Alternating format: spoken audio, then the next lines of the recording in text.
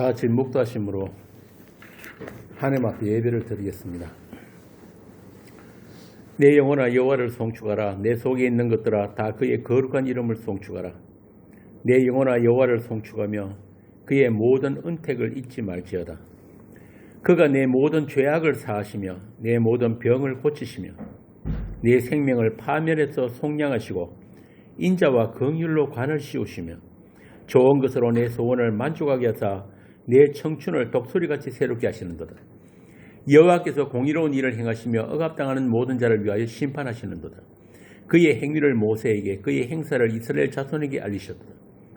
여호와는 긍휼이 많으시고 은혜로우시며 노하기를 더디하시고 인자하심이 풍부하시도다. 자주 경책하지 아니하시며 노를 영원히 품지 아니하시리로다.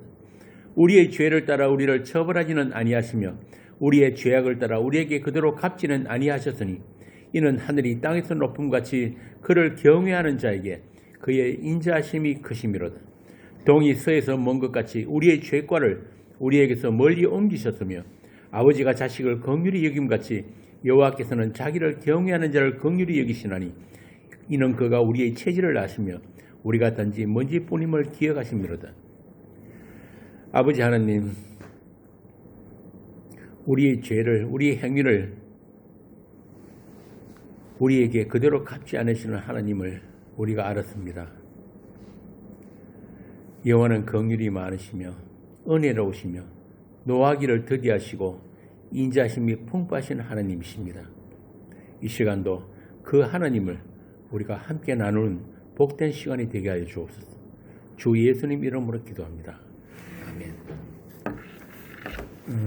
오늘 말씀은 에베소서 4장 17절에서 24절입니다. 에베소서 4장 17절에서 24절 함께 읽겠습니다.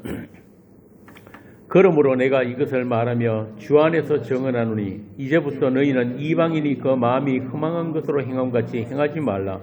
그들의 총명이 어두워지고 그들 가운데 있는 무지함과 그들의 마음이 굳어짐으로 말미암아 하나님의 생명에서 떠나있도다. 그들이 감각 없는 자가 되어 자신을 방탕에 방임하여 모든 더러운 것을 욕심으로 행하되 오직 너희는 그리스도를 그같이 배우지 아니하였느니라.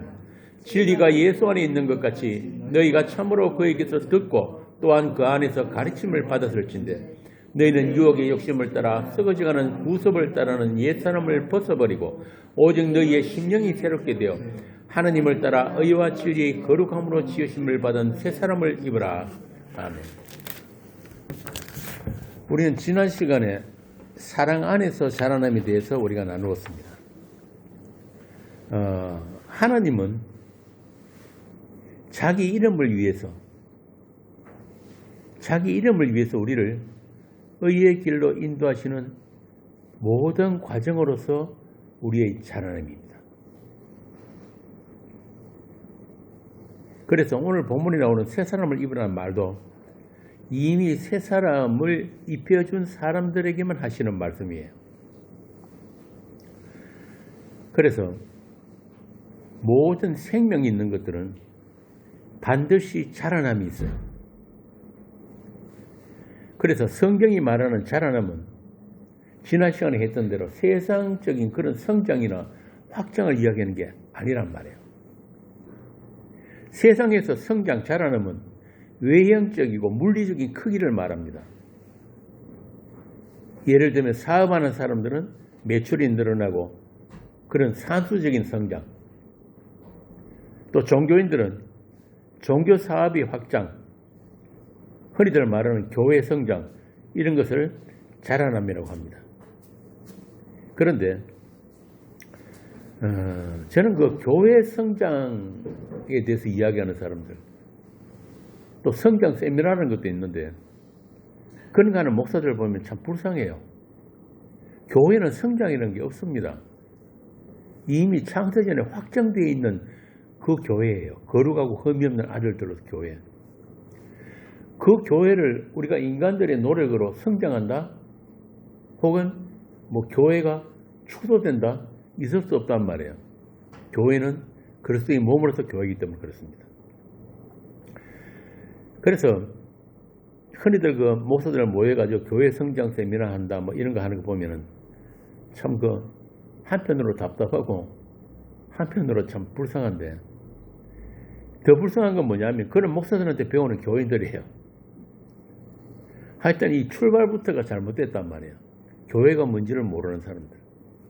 출발이 잘못되면은 멀리 가면 갈수록 돌아오는 길도 먼 거예요.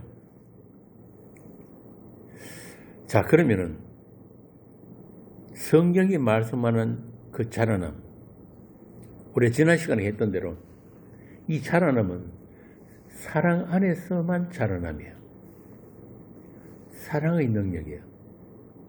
그 사랑을 나누고 누리는 거예요.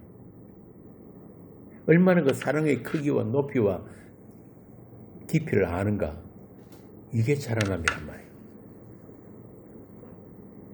그렇게 해서 그리스도의 장성한 분량에까지 자라나는 것. 그래서 무조건적이고 방향성 없는 그런 확장은 아니에요. 그런 건 자라남이 아니란 말이에요. 한마디로 진리의 사랑을 받는 자의 자라남. 이런 자라남은 반드시 자기 부인과 자기 해체, 진리의 죽음이 동반되는 자라남입니다. 최종적으로 예수 이름 앞에 전인격적인 무릎꿇음, 항복이에요. 아담에게서나 모든 인간은 자기 외에 다른 어떤 존재 앞에서 전적인 항복이란 게 불가능합니다. 왜냐하면 선악과를 따먹기 때문에 다 하느님처럼 되어버렸어요. 그런데 주의 영이 임하고 성령의 역사하심으로 말미암아 모든 성도들은 나는 아니오고 당신이 하나님 맞습니다라는 그 무릎꿇음이 반드시 있게 되는 거예요. 이것을 자라남이라고 하는 거예요. 이게 바로 자라남이고, 다른 말로 하면 성화예요, 성화. 그래서 오늘 본문에는 그 자람의 방향성에 대해서 분명하게 보여주고 있습니다. 그래서 본문에 보면은 옛 사람을 벗는 것과 새 사람을 입는 것이 무엇인가에 대해서 마치 우리에게 명령문처럼 이렇게 쓰여져 있는데요. 과연 그러한지 살펴보도록 하겠습니다. 먼저 결론부터 말씀드리면은, 우리가 이제 예수 믿고 거듭났으니 착하게 바르고 바르게 살아야 한다는 그런 스스로의 다짐이나 목표를 세우는 것이 아니라 하나님이 정하신 뜻과 목표대로, 하나님이 자기 약속대로 우리를 새롭게 창조하실 것이라는 선언이에요, 이게. 그게 우리 보고 옛 사람을 벗어라, 새 사람을 입으라라고 하는 거예요. 내가 반드시 너희들 하려고 하면 그렇게 새롭게 하겠다는 그런 하나님의 자기 맹세고 선언이란 말입니다. 그래서 오늘 본문뿐 아니라 모든 사도들의 서신서에 나오는 명령문들이 있죠. 명령문, 하라와 하지 말의 명령문. 이건 전부 다 하나님의 선언이에요. 그리고 하나님의 열심이란 말입니다. 그리고 그 하나님은 하나님의 전능하심으로 반드시 너희들을 그런 온전한 아들들로 새롭게 창조해 내겠다는 그런 말씀이에요. 그리고 하나님의 말씀은 말씀 그 자체가 능력이기 때문에, 창조의 말씀이기 때문에 그 말씀 자체가 이미 완료란 말입니다. 그것을 하나님의 전능하심이라고 합니다. 그리고 그 최종 목표는 그리스도의 몸으로서 완성이에요. 이게 하나님의 뜻이고 약속이고 목표예요. 그리스도의 몸으로서 거룩한 교회의 완성. 이미 묵시 안에 완성되어 있는 그 교회. 그래서 성경이 말하는 구원은 각자 개인의 구원이라는 건 없어요. 김미정의 구원도 없고 정현진의 구원도 없어요. 그리스도의 몸으로서 구원만 있어요. 그리고 그 구원은 이미 영원전 그 묵시 안에 거룩한 교회로 완성이 되어 있단 말입니다. 그런데 우리는 아직 이 시간과 공간이라는 역사 속에서 살아가기 때문에 이렇게 성경 말씀이, 오늘 본문 같은 말씀이 명령문으로 우리에게 주어지는 거예요. 이렇게 말씀이 주어진 대상으로서 우리의 삶이 이렇게 아프고 힘든 이유이기도 합니다. 이걸 좀 어려운 말로 묵시로부터 공격받는 역사라고 그래요. 우리 인생 자체가 이미 완료되는 그 묵시와 이 시간을 살아가는 이 역사를 우리가 겹쳐서 살기 때문에 힘들고 아픈 거예요. 세상 사람들처럼 자기가 계획하고 원하는 대로 그대로 열심히 하면 그 결과물도 내가 챙겨 가지는 그런 인생, 사람들이 다 원하는 행복이란 건데 그게 안 된단 말이에요, 성도는. 왜? 우리가 이 인생을 살기 전에 먼저 있었던 게 영원전에 있는 그 묵시, 다른 말로 하느님 나라. 그렇기 때문에 우리는 반드시 그 묵시로부터 늘 공격당하는 그런 인생을 살게 되는 것입니다. 지난 시간에 말씀드린 대로 육을 가지고 세상을 살아가는 우리에게 그렇게 묵시가 침투해 들어오고 그렇게 상반된 그런 현실을 살게 되는 것을 성경이 고난이라고 합니다. 뭐 세상살이가 힘들고 그것만 고난이 아니에요. 우리 안에서부터 그런 충돌이 일어나기 때문에 그게 더 힘든 거예요. 그래서 오늘 본문이 그러므로로 시작이 됩니다. 그러므로 내가 이것을 말한다. 내가 이것을 증언한다. 그죠? 4장 17절. 여기서 이 그러므로란 말은 에베소서 1장 1절부터 바로 앞에 있는 4장 16절까지 사도의 이 말씀들, 이 정언이 이해가 된 사람들에게만 이제 17절부터 말씀이 그러므로로 시작되는 거예요. 이 그러므로라는 말은 앞에 있는 모든 것들을 받는 말씀이란 말이에요. 그래서 앞에 말씀들을 이해 못하고 믿지 못하면 오늘 본문 말씀은 전부 다 율법의 조문, 행위의 명령문으로 받아들이게 된단 말이에요. 대부분의 세상 교회들이 그렇게 알고 있어요. 그래서 그들이 어떻게 이야기하냐면 에베소서 앞부분은 교리다, 교리고 뒷부분은 기독교인의 실천사항이라고 가르친단 말이에요. 신학교에서 그렇게 이야기해요.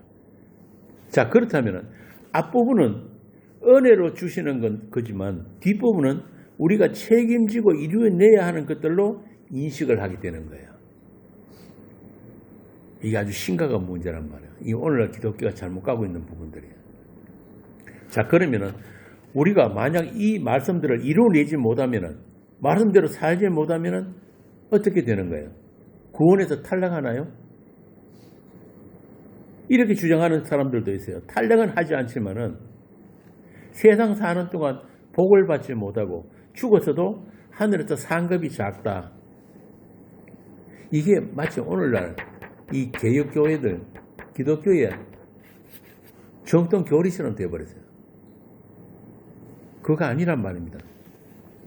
이런 것들은 다 성경 말씀을 제대로 읽을 수 있는 눈이 없으니까 그런 거예요.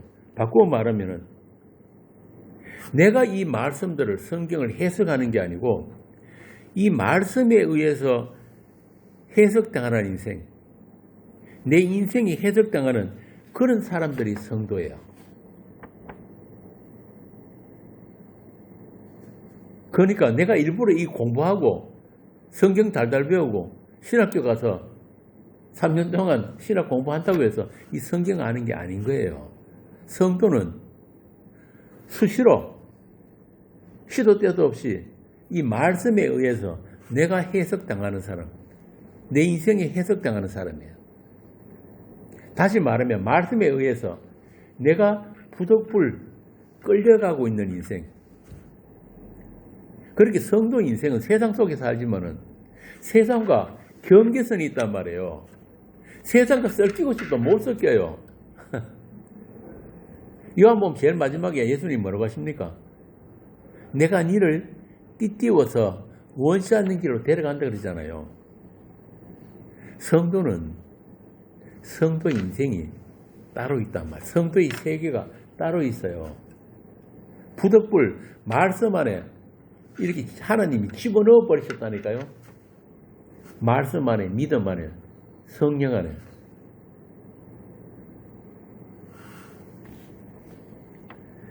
다시 말하지만 하나님은 오직 자기 말씀, 자기 약속에만 전능하신 하나님입니다. 그래서 그 하나님은 우리의 어떤 협조가 필요한 게 아니에요. 우리가 열심히 성경 공부하고 성경 많이 알아가지고 그렇게 우리가 구원받는 거 아니란 말입니다.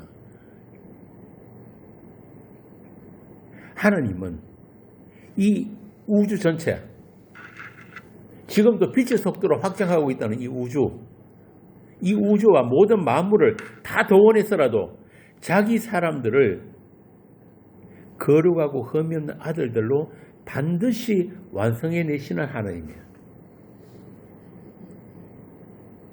그렇게 언약의 피, 그 은혜의 필연성, 그것을 고백하고 찬송할 수 있는 자들로 새롭게 지금도 창조해 내시고 있는 것입니다. 우리가 알든 모르든 간에 우리는 그냥 자고 일어나는 가운데 그 우리 안에 심겨진 씨가 자라나서 그렇게 하나님 나라로 아들들로 완성되어진다는 것입니다. 오늘 본문이 그 이야기예요. 그러므로 하나님의 사람으로 부르심을 받은 성도는 반드시 그 인생에 고난이 따르게 돼요. 왜 그렇습니까? 정혜진 집사는 왜 그래요? 우리가 정상이 아니기 때문에 그래요. 모든 세상 인간들은 자기가 정상인 줄 알고 살고 하는데 아니란 말이에요. 우리 제주의 조상이 누구예요? 아담이죠. 아담이 어떻게 했어요? 하나님이 먹으면 정령 죽으리라 했던 그 선악과 뱀의 유혹에 빠져가지고 네가 그거 먹으면은 너도 하나님처럼 선악을 알게 될 것이다거나 그 유혹에 빠지고 선악과 다 먹어버렸잖아요. 그래서 하나님 그 아담을 어떻게 했습니까? 저주하셨다니까요. 아담만 저주한 게 아니고 세상 전체를 저주해버렸어요. 너는 흙이니 흙으로 돌아가라. 그때로부터 모든 인간은 죽음 안에서 태어나요. 죽음을 향해 살아가고 그리고 하나님이 저주 아래서 산단 말이에요. 이 세상살이 그렇게 힘든지 아세요? 하나님이 이 땅에 가시덤불 모든 수고해야 땀을 흘려야지 살 수 있는 그런 조건, 그런 컨디션으로 저주를 해버렸다니까요. 그만큼 우리는 정상이 아니에요. 쉽게 말하면 나는 나밖에 모르는 거예요. 하나님처럼 되어버리기 때문에. 그런데 원래 하나님이 지으신 사람은 누구를 위해서 지었다고 합니까? 골로새서에 나오잖아요. 주로 말미암고 주를 위해서 지은 거예요. 만물이 다 주를 위해 있다니까요. 그런 우리가 누구를 위해서 합니까? 나를 위해서 살고 있잖아요. 완전히 다르단 말이에요. 그래서 하나님의 사람들은 그런 우리의 실체를 알게 하시는 거예요. 이게 진짜 아프단 말이에요. 그런데 대부분 세상 사람들은 어떻습니까? 자기를 몰라요. 왜 사는지 몰라요. 그냥 방향성 없이 그냥 살고 있는 거예요. 살고 있는 이 세상의 실체도 몰라요. 당연히 하나님도 모르죠. 이걸 본문에서 뭐라고 합니까? 생명에서 떠나 있다. 생명 없는 자다. 이렇게 얘기를 한다. 그런데 성도는 그렇지 않단 말이에요. 하나님께서 우리가 태어나기 전부터 창조되기 전부터 우리에게 주신 게 있어요. 그게 하나님의 약속. 약속이라고 하는 씨란 말이에요. 씨. 생명이 씨. 그게 우리 안에 있기 때문에 우리 안에서부터 우리 이 육, 사륵서, 아담에게서 물려받은 이 옛사람이라는 이 옛사람과 하나님 주신 새 생명이 늘 충돌하게 돼 있어요. 그럼 누가 이길까요? 당연히 하나님이 이기죠. 그걸 예수님이 베드로 보고 네가 원치 않는 길로 내가 띠띠워서 데리고 간다. 왜? 그냥 내버려 두면 그 길은 파멸의 길이니까. 심판당하는 길이니까. 내가 너를 그 길로부터 건져내서 생명의 길로 데리고 갈 거다. 그게 구원이에요. 그런데도 우리는 아등바등 반항하잖아요. 조금만 놔두시면 안 될까요? 내 살고 싶은 대로 조금 놔두시면 안 될까요? 그 충돌이 우리 일평생 계속되는 충돌이에요. 그런데 결국 하나님이 이기십니다. 그걸 구원이라고 하는 거예요. 그래서 우리 믿음의 선배들 10편에도 보면 그러잖아요. 선지자들, 이스라엘 선지자들이 하나님이 나를 이기셨으므로 그렇게 하나님의 아들로 내가 죽고 나의 옛사람이 죽고 아담에게서 난 내 옛사람이 죽고 하나님의 아들로 살아나는 것, 그리스도의 몸으로 세워지는 것, 이게 바로 하나님의 새 창조의 역사란 말입니다. 하나님이 굳이 이 세상을 창조하시고 우리 보고 이미 묵시 안에 있는 우리를 한 사람 한 사람 인생으로 보낸 이유가 바로 그거란 말이에요. 인생을 통해 가지고 하나님이 어떤 분이시고 왜 하나님의 은혜와 그 부어주시는 생명이 아니면 우리는 존재도 아닌가, 이거 알아라고 일부러 죄까지도 허락하신 거예요. 죄까지도. 원래 죄란 건 없는 거예요. 죽음도 사망도 없는 거예요. 그 나라에는. 그래서 죄를 통해서 하나님의 의를 알고 하나님의 거룩을 알고 하나님의 생명을 알면은 죄는 죄로서 역할을 다 한 거예요. 끝이단 말이에요. 그래서 어거스틴이 그런 말을 한 거예요. 오, 거룩한 죄야. 그래서 우리 선배들은 인생의 고난을 은혜라고 했단 말이에요. 그 죽음이 없이는, 나의 옛사람의 죽음이 없이는 생명도 없다고 한단 말입니다.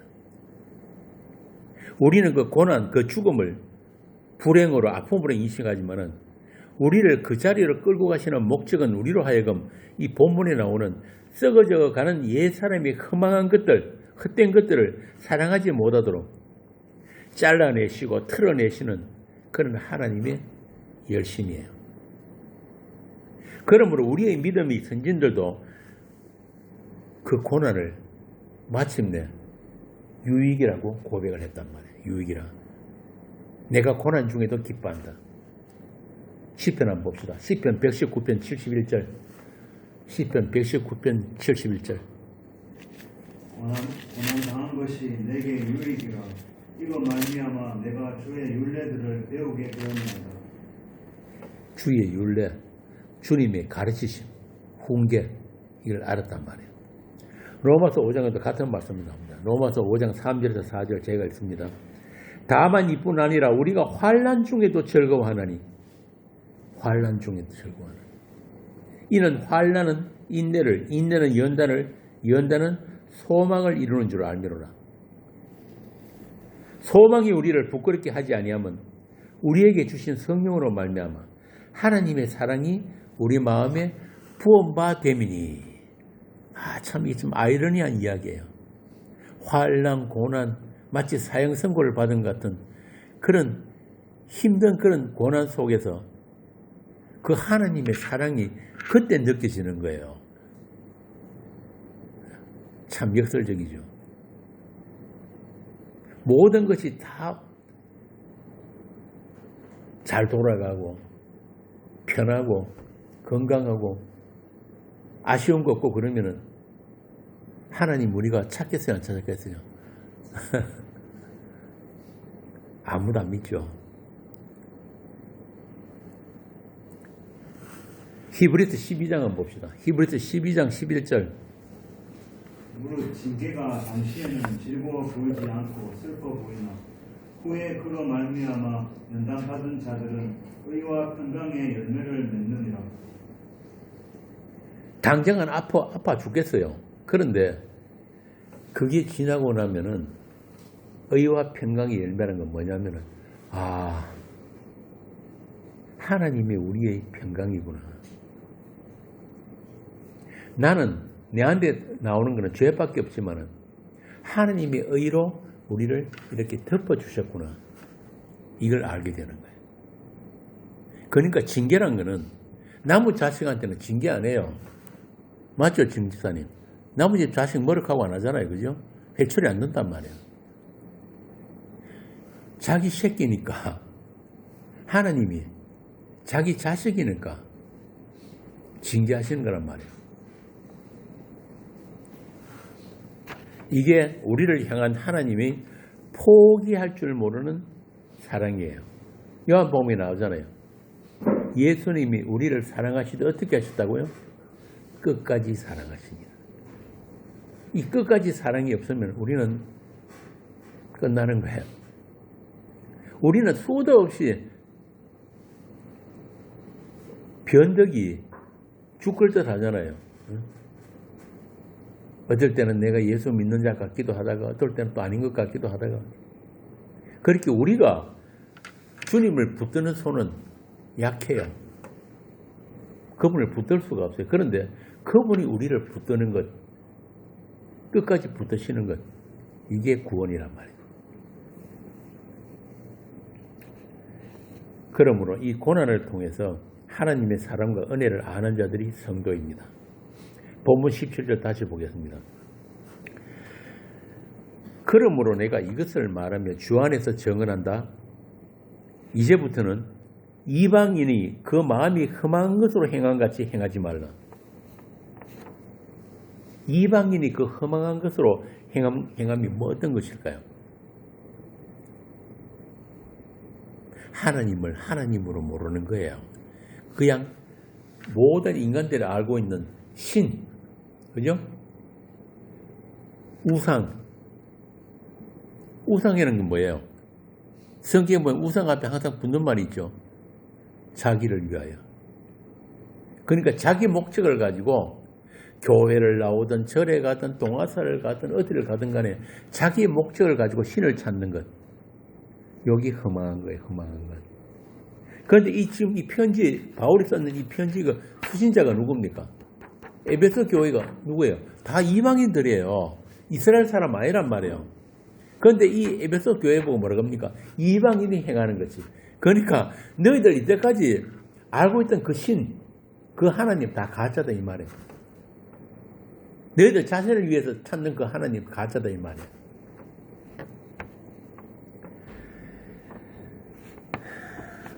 한마디로 아무리 열심히 하나님을 섬긴다. 내한테 있는 거 없는 거 다 갖다 바치면서 신을 섬긴다. 그런데 성경에서 말하는 이 하나님, 이 바울 사도가 말하는 이 하나님은 누굽니까? 그리스도 예수예요. 우리 인간 세상에 나타나신 하나님은 그 한 분밖에 없단 말이에요. 이 땅에 우리 인간의 육체로 오셔가지고 우리 인간의 죄를 위해서 십자가를 지신 그 한 분. 다른 하나님은 뭐예요 그럼? 다 인간들이 조작하는 하나님. 내가 믿고 싶은 하나님. 내가 거래하고 싶은 하나님. 내가 열심히 섬기는 만큼 나한테 보답해 주는 하나님. 이게 우상이거든요. 그러니까 여기서 말하는 이방인이란 누구를 이야기하냐면 그리스도 밖에 있는 자들. 이렇게 사도는 철저하게 선을 딱 그어버립니다. 어떤 선? 그리스도 안과 밖. 믿음 안과 밖. 성령 안과 밖. 이렇게 경계선을 그어버린단 말이에요. 그러니까 범죄한 아담에게서 물려받은 우리의 옛사람. 이게 이방이네요. 그리스도 밖에 있는 자들. 쉽게 말하면 하나님 식구 아니라 이 말이에요. 외인. 예수님의 주되심을 모르고 육체대로 살아가는 그 옛사람. 육체의 정욕대로 살아가는 그 옛사람. 하나님이 생명에서 떠나 있는 상태. 이게 이방인이에요. 세상 정신, 세상 풍조와 세상 가치관을 따라 살아가는 것. 쉽게 말해서 육신의 정욕, 안목의 정욕, 이생의 사랑. 이게 전부단 말이에요. 이게 허망한 것이요. 온통 그런 욕망에 이끌어서 살아가는 것. 이게 보편적인 인간 실존입니다. 이것을 18절에서 무지합니다.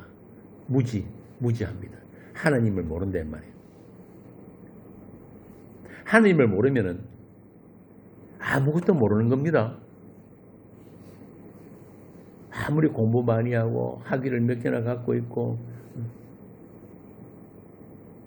온갖 경험을 많이 하고 세상 안다고 하지만은 진짜 중요한 것 하나, 이 땅을 다녀가신 그 하나님, 그 모르면은 아무것도 모르는 거예요. 좀 심하게 말하면은 태어나지 않는 것이 더 나은 사람입니다. 그런데 하나님이 만세와 만대로부터 감추어 두신 비밀을 하나님은 자기 사람들에게는 알게 하셨어요. 만대로부터 감추어 진 비밀이 뭐예요? 이것이 예수 그리스도. 이 땅을 다녀가신 그 하나님. 그러니까 18절에서 말하는 무지함과 마음이 굳어졌다는 것은 우리에게 나타나신 그 주 하나님을 모르는 무지, 그런 감각 없음, 그걸로 인해서 그냥 자기가 살고 싶은 대로 사는, 그걸 방탕에 내맡기고 욕심을 따라 모든 더러운 것을 행하는 것. 한마디로 우상숭배. 자기라고 하는 우상숭배. 평생을 자기밖에 모르고 살아가는 것. 이걸 하나님께서 내어버려 두신 자라고 합니다. 심판은 따로 있는 게 아니에요. 하나님께서 그냥 내어버려 두시면은 모든 인간은 그 파멸의 길로 가게 되는 거예요. 이게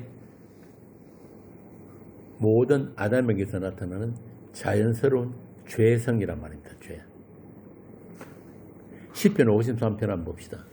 시편 53편 1절에서 6절. 시편 53편. 시편 기자가 뭐라고 하는지 한번 봅시다. 어리석은 자는 그의 마음에 이르기를 하나님이 없다 하거든. 그들은 부패하며 가증한 악을 행하며 선을 행하는 자가 없도다. 하나님이 하늘에서 인생을 굽어 살피사 지각이 있는 자와 하나님을 찾는 자가 있는가 보려 하신즉 각기 물러가 함께 더러운 자가 되고 선을 행하는 자 없으니 한 사람도 없도다. 죄악을 행하는 자들은 무지하냐. 그들이 떡 먹듯이 내 백성을 먹으면서 하나님을 부르지 아니하는도다. 그들이 두려움이 없는 곳에서 크게 두려워하였으니 너를 대항하여 친 그들의 뼈를 하나님이 흩으심이라. 하나님이 그들을 버리셨으므로 내가 그들에게 수치를 당하게 하였도다. 시온에서 이스라엘 구원하여 줄 자 누구인가. 하나님이 자기 백성의 포로된 것을 돌이키실 때에 야곱이 즐거워하며 이스라엘이 기뻐하리로다. 이게 오늘 본문에 나오는 어리석은 자, 깨닫지 못하는 자, 무지한 자. 그러나 하나님의 사람들, 영적 감각이 있는 자들에게는 이런 무지와 허망함이 깨달아지고 보여진단 말입니다. 바울 사도는 죄로 오염된 세상 만물의 허망함을 로마서에서 이렇게 이야기합니다. 하나님께서 피조물들을 허무한 데 굴복하게 하셨다. 로마서 8장 20절 한번 봅시다. 로마서 8장 20절. 이게 영적 감각이 있는 성령 받은 하나님의 사람이 보는 다른 시각이에요. 피조물이 허무한 데 굴복하는 것은 자기 뜻이 아니오 오직 굴복하게 하시는 이로 말미암음이라. 23절까지. 그 바라는 것은 피조물도 썩어짐의 종노릇한 데서 해방되어 하나님의 자녀들의 영광의 자유에 이르는 것이니라. 피조물이 다 이제까지 함께 탄식하며 함께 고통을 겪고 있는 것을 우리가 아느니라. 그뿐 아니라 또한 우리 곧 성령의 처음 익은 열매를 받은 우리까지도 속으로 탄식하여 양자 될 것 곧 우리 몸의 속량을 기다리느니라. 우리가 소망으로 구원을 얻었음에 보이는 소망이 소망이 아니니 보는 것을 누가 바라리요. 만일 우리가 보지 못하는 것을 바라면 참음으로 기다릴지니라. 거기까지. 아담이 범죄를 함으로 말미암아 하나님이 지으신 모든 피조물들까지도 죄로 오염돼 버렸어요. 그래서 죄의 싹은 뭐예요? 사망이잖아요. 모든 세상 피조물들이 다 죽음 안에 갇혀버렸단 말이에요. 그래서 모든 피조물들이 뭘 바란다? 하나님의 아들들의 영광의 자유. 어서 빨리 하나님의 아들들, 그 마지막 한 사람이 그리스도의 몸으로 완성되는 그날이 되면은 모든 피조물들도 이제 그 사망의 굴레에서 벗어나게 된다. 이게 사도가 보는 이 세상의 실체, 다른 현실이란 말이에요. 보는 게 달라요. 그냥 눈으로 보이는 것만 보는 게 아니고 그 안에 들어있는 진짜 본질, 그걸 볼 수 있는 눈,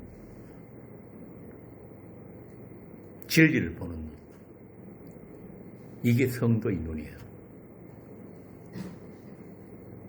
그래서 성도들은 신문에 뉴스를 하나 보더라도 세상이 돌아가는 데 대한 해석이 다르단 말이에요. 자, 그러면 하나님께서 방금 읽은 이 본문에 나오듯이 피조물들이 허무한 것에 굴복해 하신 뜻이 뭔가?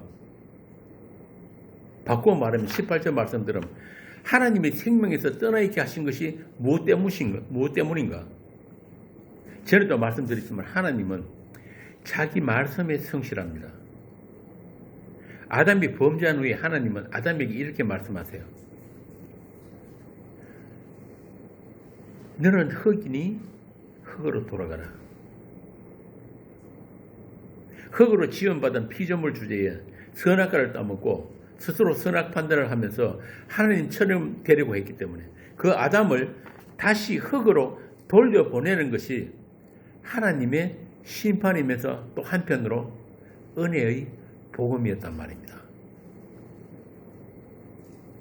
그냥 단순히 죽음을 선언하신 그 정도가 아니고 그 아담, 이미 선악과를 따먹고 하나님처럼 스스로 있음이라고 착각하는 그 아담을 다시 흙의 자리, 다시 없음의 자리로 돌려보내버리는 것, 이게 복음이에요.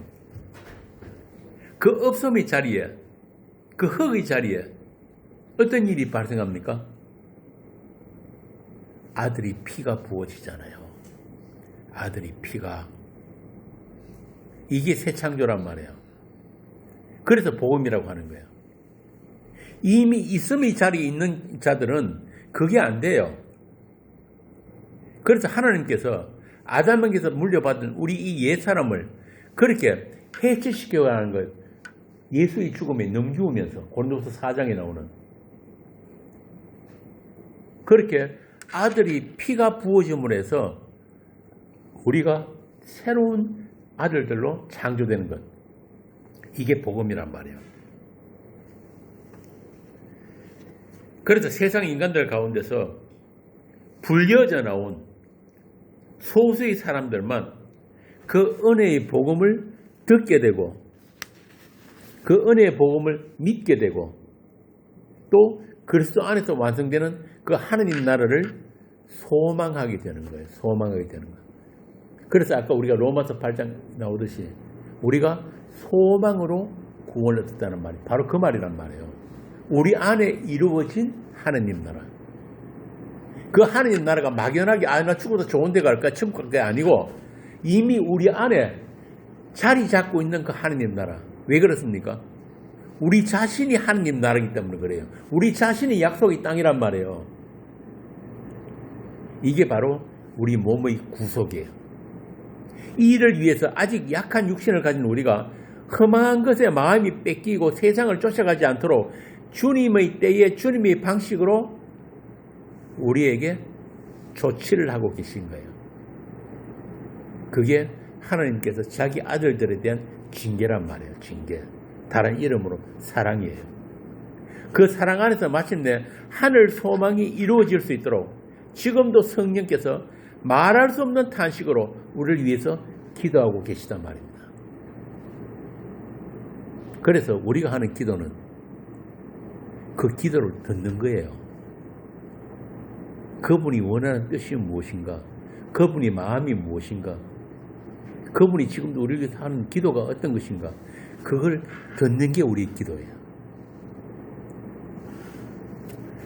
그래서 그 사랑 안에서 마침내 하늘 소망이 이루어질 수 있도록 지금도 주님은 하늘 보좌에서 우리를 위해서 기도하고 계시단 말입니다. 그런데 서신서에 나오는 그 거짓 선생들, 그들은 전부 다 그냥 사람들 귀에 듣기 좋은 말, 허탄한 자랑으로 정욕을 쫓고 험한 것을 행하도록 부추기는 거야. 이게 거짓 선생들을 교회에 보내서 우리로 하여금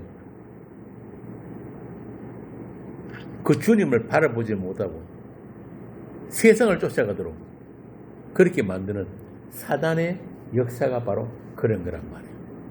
오늘날 보세요. 세상 교회들이 어떤 복음을 가르치고 있습니까? 전부 다 인간을 위한 복음.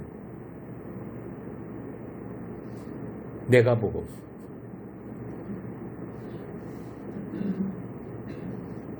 전부 다 인간의 가치와 가능성.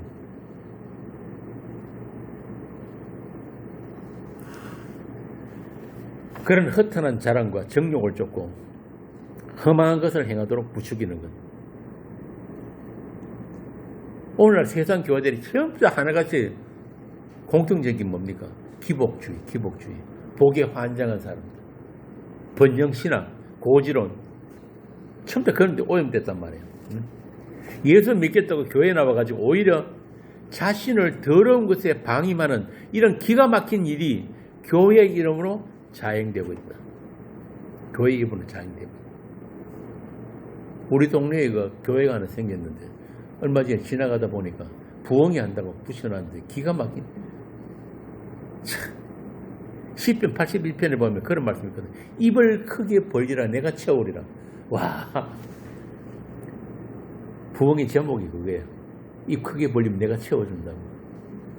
이게 그런 거 아니, 그런 뜻이 아니거든요. 그런데 세상 사람들이 볼 때는 어떻게 보겠어요? 아, 예수 믿으면 복 받고 원하는 것이 다 채워지는구나. 그래서 베드로 사도는 베드로 전 후서에서 이렇게 꾸짖습니다. 베드로 후서 한번 봅시다. 베드로 후서 2장 18절에서 22절. 이게 전부 다 사도의 서신서는 누구에게 주는 거냐면은 세상 사람들, 예수 안 믿는 사람들한테 보낸 편지가 아니에요. 전부 다 교회에 보낸 거란 말이에요. 교회. 그러니까 교회에 앞으로 일어날 일들을 지금 적어놓은 거예요. 읽어보세요. 그들이 허탄한 자랑의 말을 더하며 그릇되게 행하는 사람들에게서 겨우 피한 자들을 흠난으로써 육체의 정욕 중에서 유혹하는도다. 그들에게 자유를 준다 하여도 자신들은 멸망의 종들이니 누구든지 진자는 이긴 자의 종이 됨이라. 만일 그들이 우리 주 대신 구주 예수 그리스도를 알므로 세상의 더러움을 피한 후에 다시 그 중에 얽매이고 지면 그 나중 형편이 처음보다 더 심하리니 그의 도를 안 후에 받은 거룩한 명령을 저버리는 것보다 알지 못하는 것이 도리어 그들에게 나으니라. 참된 속담에 이르기를 개가 그 토하였던 것에 돌아가고 돼지가 씻었다가 더러운 구덩이에 도로 누웠다 하는 말이 그들에게 응하였도다. 이런 거란 말이야. 교회 나와가지고 오히려 그 더러운 것들 다시 돌아가는 꼴이 되어버린 거예요. 이게 오늘 현실입니다. 사람이 속임수와 간사한 유혹에 빠져서 하나님이 아는 일에 그 생명에서 점점 멀어지는 것에 대해서 사도들이 한 목소리로 경고하고 있는 거예요. 20절. 그러나 너희들은 그리스도를 그같이 배우지 아니하였느니라. 이것이 세상 종교인과 하나님의 사람 성도들의 구별됨입니다. 오고 오는 세대의 교회들에게 하시는 준엄한 경고란 말이에요. 반드시 그리스도를 그렇게 가르치는 자들이 너희 가운데 있을 것이다. 지금이 그때. 이렇게 영생과 영벌이 갈라진단 말이에요. 진리의 사랑을 받았는가, 받지 못했는가의 차이. 진리의 사랑을 받지 못하고 내어버렸던 상태가 22절부터 나오는 그 옛사람 그대로 가만 놔두는 것. 하나님의 그 말씀의 검에 의해서 그 옛사람이 해체되고 하나님이 입혀주시는 새사람, 의와 진리의 거룩함으로 새롭게 지음을 받는 것이 바로 새 피조물. 고린도후서 5장에 나오는 새 피조물이에요. 그들이 로마서 8장에 어떻게 이야기하냐면 영으로 몸의 행실을 죽인 자들이에요. 여기서 말하는 영은 예수님의 말씀, 십자가의 영, 곧 성령에 의한 예수의 죽음에 날마다 넘기우는 자들. 이렇게 본문 22절부터 24절에 나오는 옛사람과 새사람에 대해서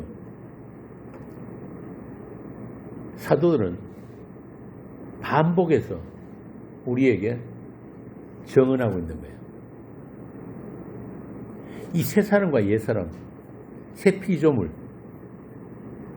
이 부분은 진짜 몇 주에 걸쳐서 할 만큼 아주 중요한 내용입니다. 그런데 이번 서울 모임에서 여기 고린도후서 5장에 대해서 다시 할 거니까 오늘은 그 핵심적인 내용만 우선 나누도록 하겠습니다. 여기서 옛사람이란 무엇인가? 앞서 말씀드린 대로 아담에게서 난 모든 인간은 옛사람이에요. 육체란 말이에요. 육체뿐인 자들. 하나님과의 관계가 끊어져 버린 상태예요. 본래 하나님이 지으신, 하나님이 형상으로 지으신 그 아담은 하나님과 별개의 개체가 아니에요. 나 여기 있고 하나님 저기 있고 아니었단 말이에요. 그런데 선악과를 따먹고 나니까 뭐가 생기냐면은 자아라는 게 자아. 나는 나고 하나님은 하나님이고. 그래서 어떤 일이 벌어졌어요. 하나님이 찾아오셔가지고 아담만 부르니까 아담이 어떻게 했어요? 나무 뒤로 숨어버렸다니까요. 그게 자아랑이 생긴 거예요.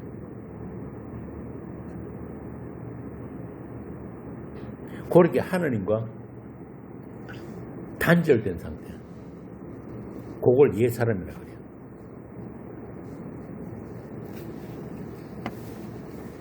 살아있다고 하나 사실은 죽은 자, 생명이 없는 자. 그래서 인간에게는 영이 없어요. 하나님만 영이란 말이에요. 우리가 옛날에 교회 다닐 때 예배 시작 전에 하잖아요. 하나님은 영이시니 전부 다 하나님 앞에 경배하자 뭐 이런 거 쭉 먼저 하잖아요. 그게 바로 무슨 말이냐면은 하나님만 영이시라는 뜻이에요. 그럼 인간은 육체밖에 없죠. 육체만 있는 자다. 그래서 우리 인간에게는 우리 인간 육체에 어떤 영이 담기는가에 따라서 영혼이 결정이 되는 거예요. 우리는 육체밖에 없으니까. 우리는 그냥 그릇이니까. 질그릇이니까. 성령인가 악령인가. 성령이 담기면은 그걸 다른 말로 하면은 산자라고 해요. 산자. 하느님과 다시 화목된 자. 성령이 담기지 않고 그냥 내버려 두면은 그거는 악한 영, 사단과 에덴의 뱀과 결합된 상태. 영원한 심판. 그러니까 어떤 말을 가졌는가, 바꾸어 말하자면 인간이 어떤 말을 가지고 있는가, 그리스도의 말씀인가 뱀의 말인가, 여기에 따라서 영혼이 결정되는 거예요. 요한복음 6장에 보면 예수님 그런 말씀하잖아요. 내가 하는 말이 뭐라고 합니까? 영이고 생명이다 그런단 말이에요. 그러니까 그 예수 그리스도의 말씀에 의해서 찾아진 자들, 그 말씀으로 채워져 가는 자들, 그들을 성도, 교회, 하나님의 아들이라고 하는 거예요. 그러나 에덴에서 선악과 범죄로 인해서 육체가 되어버린 게 우리 모든 인간들의 현실이잖아요. 이것을 창세기 6장에서는 하나님이 사람과 영원토록 함께하지 않는 이유를 딱 한 가지로 이야기해요. 그들이 육신이 됩니다. 육체는 하나님과 함께 할 수가 없어요. 그리고 육신에서 나오는 것들이 항상 악하기 때문에 하나님께서 모든 세상을 물로 진멸해 버렸단 말이에요. 물로 심판해 버렸어요. 하나님은 거룩하시기 때문에 부정한 것들은 하나님과 함께 할 수 없음을 보여주신 사건이 바로 노아의 홍수 사건이에요. 그리고 그 후에도 모든 인간은 각자 욕심대로 행하고 하나님을 안다고 하면서도 하나님의 영광을 썩어질 우상의 형태로 바꾸어 버렸다. 이걸 로마서 1장에서 바울이 아주 신랄하게 질타하고 있단 말이에요. 한번 봅시다. 로마서 1장 20절부터 25절. 성령 받는 사도가 말하는 인간론, 인간의 실체. 1장 20절에서 25절. 창세로부터 그의 보이지 아니하는 것들, 곧 그의 영원하신 능력과 신성이 그가 만드신 만물에 분명히 보여 알려졌나니, 그러므로 그들이 핑계하지 못할지니라. 하나님을 알되 하나님을 영화롭게도 아니하며 감사하지도 아니하고 오히려 그 생각이 황망하여지며 미련한 마음이 어두워졌나니, 스스로 지혜 있다 하나 어리석게 되어 썩어지지 아니하는 하나님의 영광을 썩어질 사람과 새와 짐승과 기어다니는 동물 모양의 우상으로 바꾸었느니라.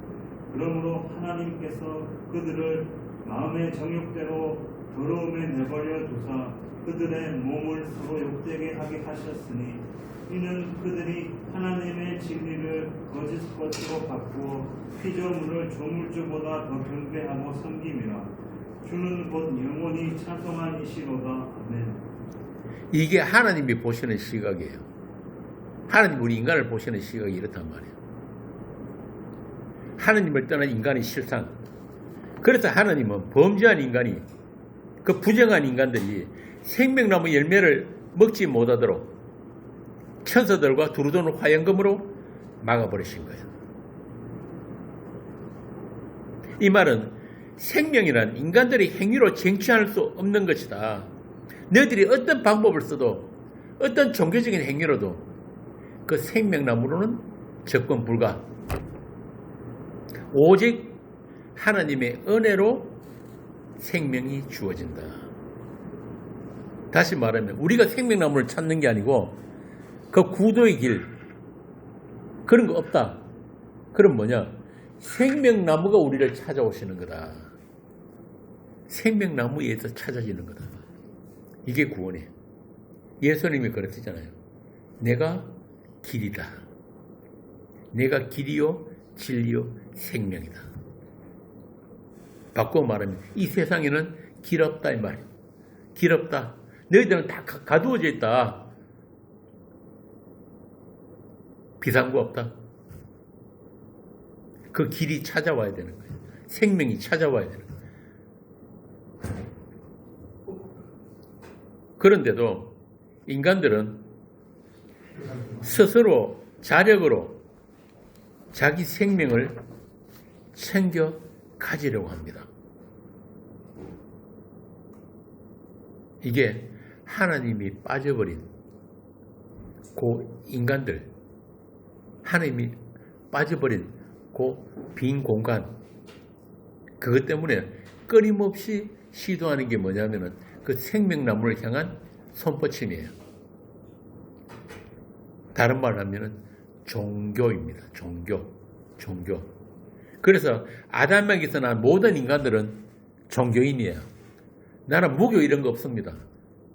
모든 인간은 종교인이에요. 어떤 종교? 자기라는 우상을 섬기는 종교인들. 자기를 위한 신을 섬기고 또 자기의 부족한 것을 채워주고 애군을 막아주는 그런 신을 섬긴단 말이에요. 그래서 오늘날 종교인들 보세요.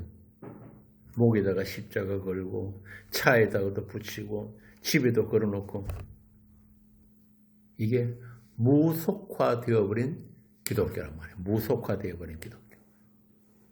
김석수 목사 그런 이야기 했잖아요. 양복 입은 무당들. 강단에 올라서 가지고 신나게 한판 구판 벌리는 그뿐 아니에요. 어떻게 하면 하나님께 잘 보일 수 있을까? 하나님을, 신을 잘 달랠 수 있을까? 어떻게 하든지 신의 노여움으로부터 벗어나 보려고. 그래가지고 교회가 개발한 것들이 뭡니까? 수십 종의 헌금 봉투. 큰 교회 가면요, 헌금 종목이 어마무시하게 많습니다. 거기다 또 응답받는 기도 방법. 언제 기도하면 제일 잘 믿깁니까? 새벽 시간, 새벽 기도. 우리나라만 있는 거예요, 이거. 새벽 기도. 철야 기도. 내가 이렇게 잠도 안 자고 나와가지고 이렇게 정성을 바치는데, 우리 속담에 있잖아요. 소금 먹은 놈이 물씬다고. 지성이면 감천이다. 거기다 장소도 굉장히 중요해요. 성전에서 하는 기도. 교회를 보통 성전이라 그러잖아요. 성전에서 하는 기도. 일천번제. 그것도 잘 안 먹히면 그 다음에 뭐합니까? 금식 기도. 나 칵 죽어버릴 거야. 내 소원 안 들어주면. 요즘은 보호자를 흔드는 기도까지는. 보호자를 흔드는 기도. 참. 그 다음에 이제 또 하나님께 잘 보이는 게 뭐 있어요? 교세 확장을 위한 선교. 저 외국까지 나와가지고 배나 지옥 자식 만드는 거 전부 다 그거 하고 다닌단 말이죠. 하여튼 하나님의 영광이라는 이름으로 행해지는 모든 종교 행사들이 그 하나님의 이름을 욕보인다는 걸 그들은 꿈에도 모르는 거예요. 그래서 예레미야서에 보면 이런 말씀이 나옵니다. 예레미야 2장 13절 한번 봅시다. 예레미야 2장 13절.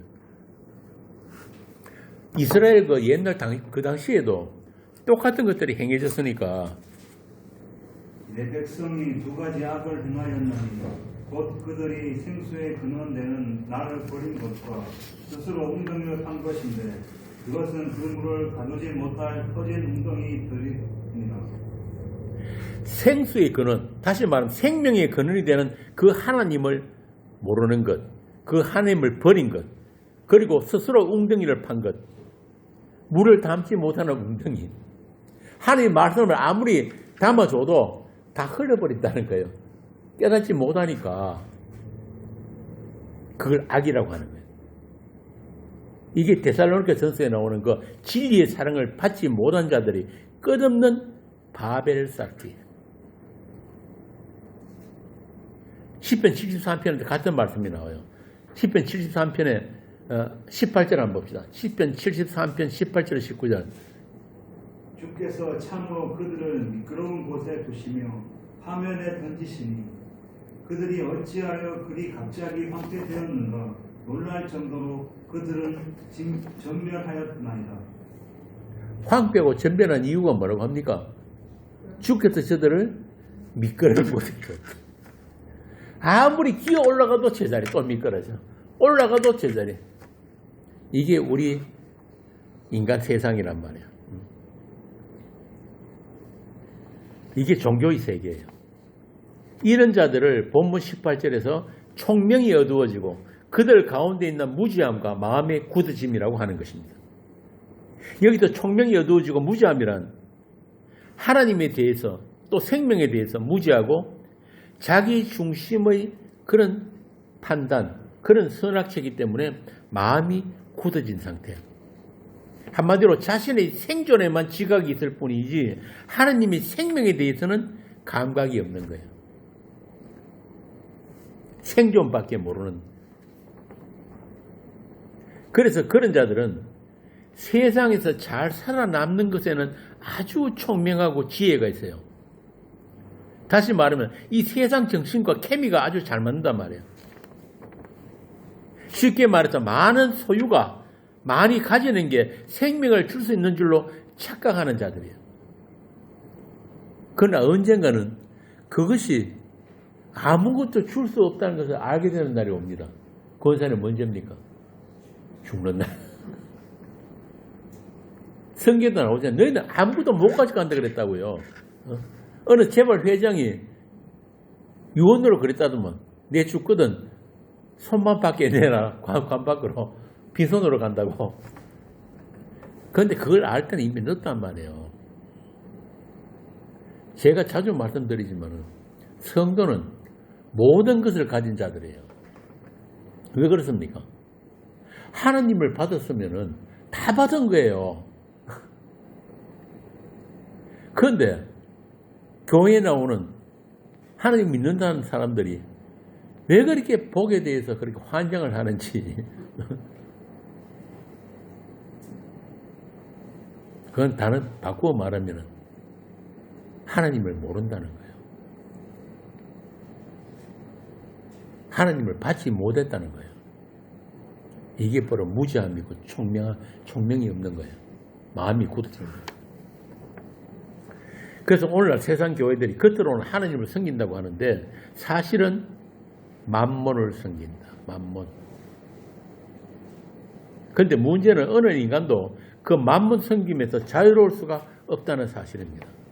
예수님이 그러셨잖아요. 대놓고 이야기했죠. 너희가 하나님과 재물, 만몬을 함께 섬길 수가 없다. 이 말은 너희들은 지금 전부 다 이스라엘 유대인들 보고 너희들이 하나님 섬긴다고 하는데 사실은 만몬 섬기고 있다. 이 말이거든. 자코 엘리우라는 그런 어떤 그 신학자가 그런 아주 유명한 말을 했어요. 만몬, 돈을 이기는 방법은 하나밖에 없다. 뭔지 아세요? 그냥 돈 갖다 버리는 거. 그 말은 아무도 돈 못 이긴다는 뜻이에요. 하나님은 그래서 자기 성도들을 때로는 그 돈, 목숨 같은 돈을 그냥 허비하도록 허락도 하시는 거예요. 탕자 아버지가 둘째 아들에게 어떻게 했습니까? 미리 돈 줘가지고 세상 내보냈다니까요. 왜? 네가 그토록 원하는 그 돈, 그 재물이 너에게 아무것도 줄 수 없다는 사실. 너에게 생명을 주는 건 그 돈이 아니라는 사실. 그거 가르치려고. 네 한번 세상에 나와가지고 실컷 한번 농락 한번 당하고 와. 그래야지 아버지 집에 생명의 양식이 있다는 것을 그때 알 거야. 생명의 양식이에요. 그렇게 깨닫게 되는 과정으로서 탕자의 협의란 말이에요. 이게 영의 아버지가 하시는 일이에요. 영의 아버지.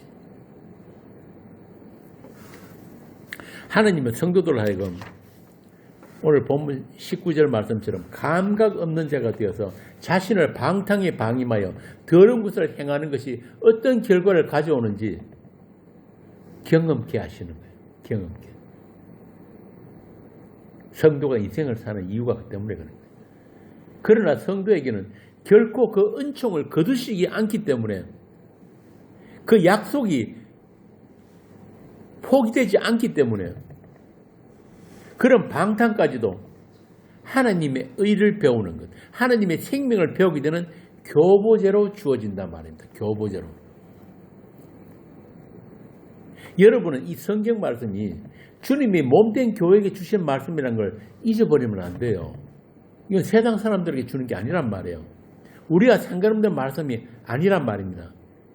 그래서 20절부터 24절까지의 말씀은 우리 보고 스스로 그런 옛사람을 벗어버리고 심령을 새롭게 해서 의와 진리의 거룩함으로 지시는 새 사람을 입으라는 게 아니란 말입니다.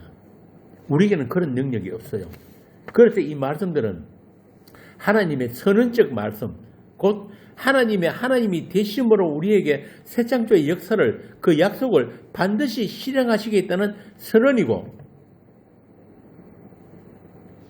또한 그 약속은 이미 묵시 안에 이루어진 약속이기 때문에 한치의 부족함 없이 이 역사 속에서도 반드시 이루어질 것이라는 확증으로서의 명령문인 거예요. 그래서 하나님은 우리 옛사람이, 우리 이 몸이 하는 어떤 행위도, 어떤 선악 행위도 카운트하지 않으십니다. 안 보신다니까요. 우리 안에 사시는 분이 누구라고요? 그리스도라니까요. 우리 이 아담부터 받은 이 옛사람은 2000년 전에 골고다 그 십자가에서 주님과 함께 못 받겠다는 거. 그게 선언이란 말이에요. 그래서 우리 이 몸은 그 그리스도의 행하심, 지금도 우리 안에 살고 계시는 그분의 행하심, 그분의 믿음을 배우기 위해서 잠시 허락되어진 이 몸이에요. 그래서 이 몸까지도 나쁜 게 아니란 말이에요. 이 잘못 까버린 사람들은 보면은 육은 악하고 영은 선한 것이다. 이게 영지주의자들이거든요. 그거 아니란 말입니다. 그래서 이런 말씀을 오해하고 믿음 안에 잊지 못해서 이 말씀을 말 그대로 명령문으로 행위로, 율법 행위로 지켜버리는 온갖 시도가 2000년 교회에서 나타난 여러 가지 운동들이에요. 수도원 운동도 있고 무슨 경건을 흉내내는 갖가지 종교 기술들, 이런 것들을 교회가 개발했단 말이에요. 그러나 그 끝은 뭐냐? 허망한 것이다. 아무것도 남는 것이 없더라. 결국 그들은 하나님의 하나님 되심, 하나님께서 홀로 다 이루시는 자기 약속에 전능하신 그 하나님을 믿지 못한 거예요. 달리 말하면 십자가 없는 경건, 십자가 없는 거룩, 십자가 없는 자기의 챙기기, 십자가를 우회해서 자기 구원에만 집착하는 그 탐심, 그 탐심이 만들어낸 온갖 종교 행위들, 여러 가지 종교 기술들, 십자가의 원수된 악행입니다. 이게 아담에게서 물려받은 옛 사람에게서 나오는 모든 탐심이란 말이에요. 정욕이란 말이에요. 그래서 하나님께서 그들이 지혜를 멸하고 총명한 자들의 총명을 폐하리라고 하신 거예요. 고린도서에서. 십자가 지신 예수 그리스도만 하나님의 능력이고 하나님의 지혜라는 것을 하나님의 사람들에게, 다시 말하면 의와 진리의 거룩함을 입은 그 세 사람들에게 가르치시기 위해서 이 세상 종교인들까지도 동원된단 말입니다. 제가 자꾸 세상 종교인들, 세상 교회를 그렇게 비판하니까 어떤 분들이 왜 그러냐고 그런 말 하시는 분도 있는데 그것들이 다 뭐냐 하면은 내가 일부러 그 사람들을 미워서 하는 게 아니고 그것들을 다 하나님께서 배치해 주신 것들은 우리들에게 그것이 아닌 이것을 가르치기 위한 하나의 교보제로 주셨단 말이에요. 반드시 그들은 있어야 돼요. 그 종교인들, 믿는 자들이 아닌 성도들이 아닌 그 세상 종교인들. 그래서 성도는 이 세상 속에서 세상과 다른 현실을 살고 있는 이 세상 속에 있으면서도 세상과 구별된 세상과의 경계선을 가진 자들, 그런 사람들이 여러분입니다. 이 옛사람과 새사람에 대해서는 서울 모임에서 좀 더 자세히 설명드리기로 하고 서울 모임에서 하게 될 고린도후서 5장 17절부터 19절 우리 함께 읽고 오늘 강론을 마치겠습니다. 고린도후서 5장 17절에서 19절입니다. 함께 읽겠습니다. 그런즉 누구든지 그리스도 안에 있으면 새로운 피조물이라. 이전 것은 지나갔으니 보라 새 것이 되었도다. 모든 것이 하나님께로서 났으며 그가 그리스도로 말미암아 우리를 자기와 화목하게 하시고 또 우리에게 화목하게 하는 직분을 주셨으니 곧 하나님께서 그리스도 안에 계시사 세상을 자기와 화목하게 하시며 그들이 죄를 그들에게 돌리지 아니하시고 화목하게 하는 말씀을 우리에게 부탁하셨느니라. 아멘. 기도하겠습니다. 아버지 하나님 은혜를 감사합니다. 우리가 스스로 벗을 수 없는 이 옛사람, 이 옛사람을 날마다 말씀으로 해체하시고 또 우리 주님의 죽음에 넘기우는 성령의 일하심으로 인해 우리가 이제 하나님의 생명을 알고 그 생명을 누리게 되었습니다. 이 생명은 그리스도와 함께 하느님 안에 감추어 두신 생명이라고 하셨습니다.